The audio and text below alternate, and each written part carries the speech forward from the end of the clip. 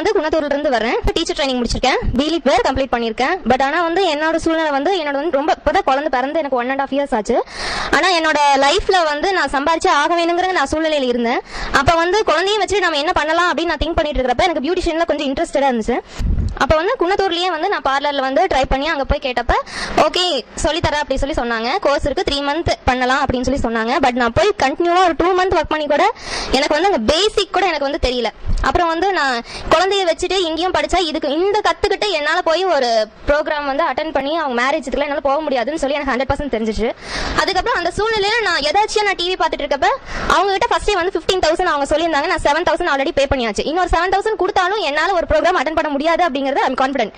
So நான் TV ஆக்சுவலா ஏதாச்சும் நான் பார்த்துட்டு இருக்கப்ப என்ன பண்ணலாம்னு பார்த்துக்கிட்டு இருக்கிறப்ப சந்திராஸ் பார்லர் பத்தி நான் வந்து ஏதாச்சும் பார்த்தேன். பார்த்த செகண்ட் அடுத்த நாளே வந்து எனக்கு அப்பவே ப்ரோக்ராம் ஃபுல் அண்ட் ஃபுல் எனக்கு மேடம் வந்து பேசின விதம் கிளாஸ் எனக்கு ரொம்ப பிடிச்சிருந்தது. 1 hour நான் பார்த்தேன். அதுக்கப்புறம் நெக்ஸ்ட் டே அடுத்த நாளே நான் சார்ட்டையும் மேடம்ட்டையும் நான் வந்து பேசினேன், போன்ல பேசினேன். எனக்கு அப்பவே ரொம்ப பிடிச்சிருந்தது. நான் இங்க வந்து அடுத்த நாளே நான் வந்து எந்த ஒரு செமினாரும் நான் அட்டென்ட் பண்ணல. நான் அடுத்த நாளே வந்து நான் ஜாயின் பண்ணேன். இப்போ வந்து நான் என்னால தனியாவே நின்று என் குழந்தைய பாதுகாத்து அவனை நல்ல ஒரு பெரிய ஆளுக்கு வளர்த்த முடியுங்கிற நம்பிக்கை எனக்கு 100% கான்ஃபிடென்ட்டா இருக்கேன்.